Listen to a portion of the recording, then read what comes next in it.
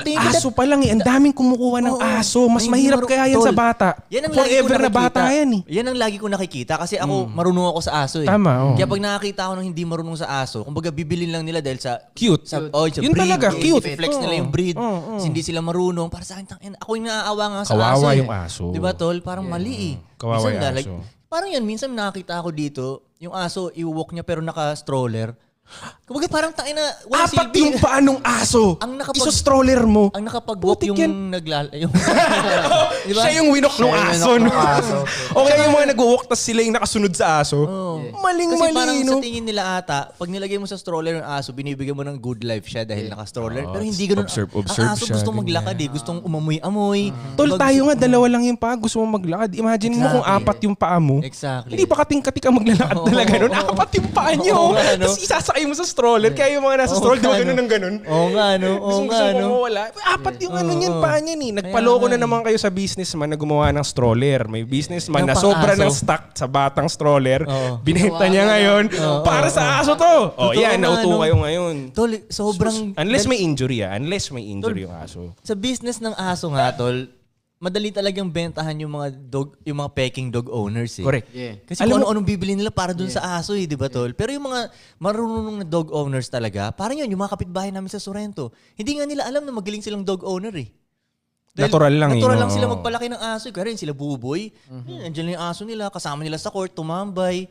Walang problemang inaano yung aso nila. Tingin ko kasi yung mga ganitong tao, wala silang capacity i-spoil yung aso. So, ang mangyayari, tama tuloy yung pagpapalaki nila. Kasi ang Kasi aso, dapat hindi mo naman sinuspoil eh. Dapat hindi. Aso yan eh. Totoo yun. Totoo. Mas mamahalin ka niya kung itatrato mo siyang aso. aso.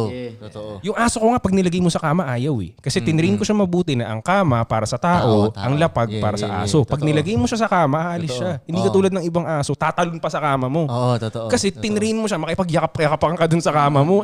Aso yan, dog. Totoo, Like, totoo. come on, bro. Hindi Totoo. naliligo yan araw-araw. Lalagay mo siya sa kama mo. Totoo. Totoo. Diba? So, I think yung mga nag-aaso lang bigla, masyadong mabilis yung decision making nila na hindi nila pinag-isipan. Tingnan nyo, ano ang kaisa-isang bibilhin mo kapag mag-aaso ka? Ano yung pinaka-importanting kailangan mo talaga? Pagkabili mo ng aso, ito yung dapat nasa bahay mo na. Pagkain. Hindi nila nire-research. Anong bibili ng tao pag bumili siya ng aso? Anong klaseng pagkain? Dog food. Ang dog food, canned. Para kang bumili ng corned beef na canned para sa anak mo, tapos papakain mo sa kanya araw-araw. Kaya nagkakasakit yung yung mga aso, UTI, kung ano-anong sakit, umiikli yung buhay. Dahil sa kinakain nila yun. Parang laging fast food, no? Oo, pinakain mo ng puro carbs. Puro preservative dog food. Ang aso, ang kailangan niya kainin, hilaw. Mag-research kayo. Yung barf diet, biologically appropriate nakalimutan ko, food. Raw food. Biologically appropriate raw food. Nakakita na ba kayo ng aso na nagluluto? Nakakita na ba kayo ng aso na nagsasaing? Wala, di ba? Ang kinakain nila, hilaw na manok. Meron bang aso na nagpiprito ng manok? May nakikita pa ako, iba piniprito muna nila yung manok bago ibigay dun sa aso. May breading pa, tol. May breading pa para masarap daw. Crispy fry yung breading, tol. Para daw magana yung aso. Gagi, binetching mo yung aso kaya nagkagana.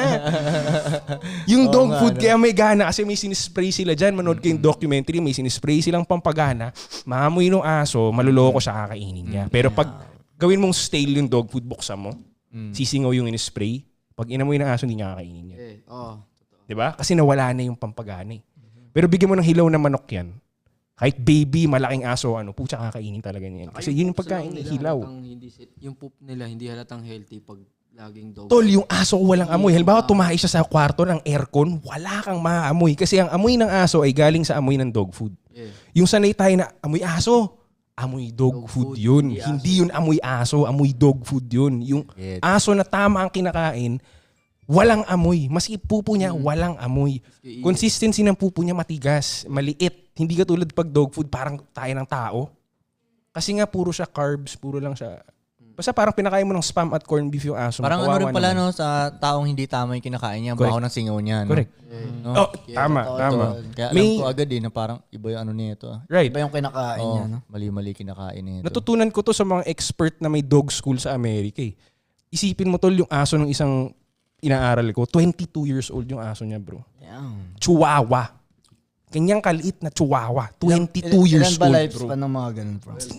9? 8? 9 to 15. Tapos mga napaabot ganyan. niya ng 20. 22. 22 nang naglalakad ng maayos yung aso ha. Hindi yung parang nakachill lang. Hindi. Kasi Granny dahil na sa yan, kinakain.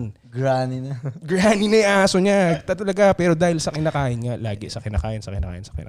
Yung aso ko hindi nagbubulbul yung Alam ko ano. Di ba napalaki. problema ng mga husky, nagbubuhol tsaka naglalagas ng buhok. Yung sa akin, hindi. Walang amoy, hindi sinusuklayan pero hindi naglalagas yung buhok. Kasi tama nga lang din yung ginagawa ko. Pati yung pagpapaligo ng araw-araw, yan, nagturo na ako sa aso. Kasi dami Hygiene mali. din, Ligo ng araw-araw, sobrang mali yun. Tinatanggal niyo yung natural oils ng aso. Kaya lalong bumabaho kasi nagpo-produce lalo ng oil yung aso. Kasi tinanggalan mo natural eh. Ang mali kasi ng ibang owners, tol, parang ginagawa nilang human yung aso.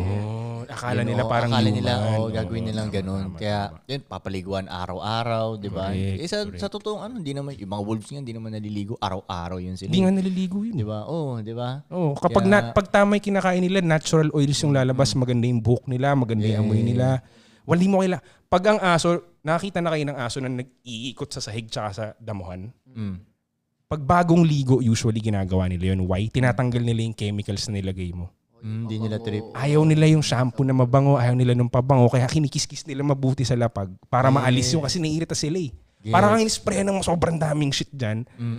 Tol, yung pang-amoy ng aso, kaya nila umamoy ng ilang feet away, tapos lalagay mo siya ng pabango sa sarili Malapit niyang sa'yo, ano. ano?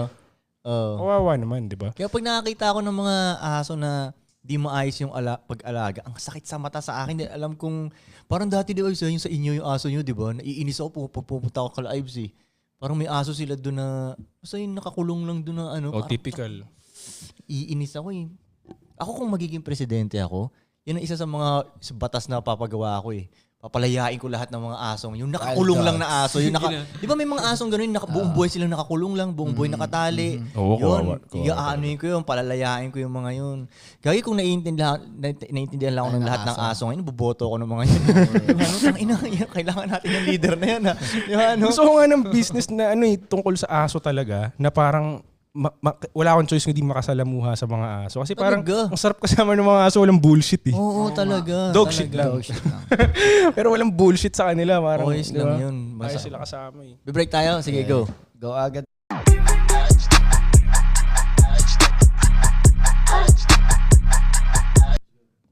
Ayan na yung second tungkol sa aso yung... Kaya nga eh. Ano Pero natin? bigay ako ng tip para hindi mabaho yung mga aso nyo. Hindi pa rin tapos. Last na. Nakakainis pag mapasok ako sa bahay na may aso yun. Okay, go. Lagyan nyo ng baking soda, Baking soda. na may argan oil. Paghaluin nyo yung baking soda at argan oil. Kumbaga, introduce ka pa ng more natural oils. Konti lang naman. Para yung scent ng argan oil, natural naman yun. Yeah. So, babango yung aso mo, yung baking soda, dun kakapit yung extra oils niya. Yeah. So, mag-evaporate siya after. So, Ito, mabango yung aso mo. okay, ito naman ang tip ko sa pagpapalaki ng aso.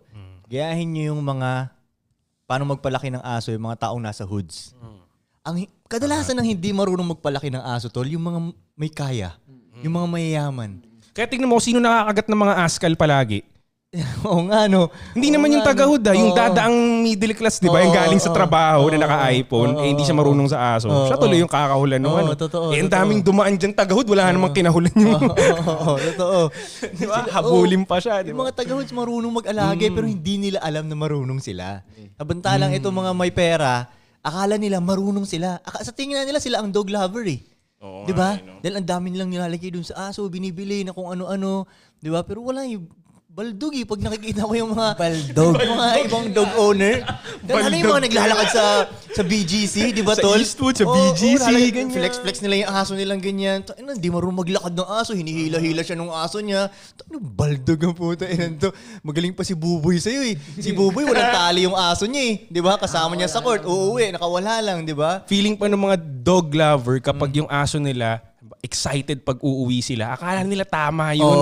Tapos yung kahabol sa kanila pag aalis, akala nila tama yun. Totoo, Nag-i-introduce kayo ng dog anxiety. Dun sa... Totoo. Ang aso nga daw, wala naman talagang anxiety yan eh. Tao lang yung nag-introduce sa kanya eh. Totoo, wala. Kasi ang aso tol, sa ngayon lang sila nabubuhay eh. Tama. Paano ka magkaka-anxiety kung sa ngayon ka lang nabubuhay? Oo. Di ba? So ang ginagawa ng tao, in-introduce na ng anxiety, magbababay siya. Eh di alam ng tao, alam ng aso ngayon, mawawala ka ng matagal. Malulungkot ngayon yung aso. Pagdating mo, excited siya kasi nag-high-high ka sa kanya, high energy ka. Di ba? So dapat flat affix lang. O kaya Aalis ako ka, hindi ako alam naman nagbababay. niya. Pag Ako rin. aalis ako, hindi ako nagbababay. Yep. Ako nga yung aso ko, parang isang buwan ko nang hindi nakikita eh. Pero pagbalik ko doon, hindi yung tatalon sa akin. Hindi. Tamang lapit lang siya. O sit. Sit. O puha muna. O tsaka kaipit, higa. Ano siya. Tas, wala na. Bahala na ako.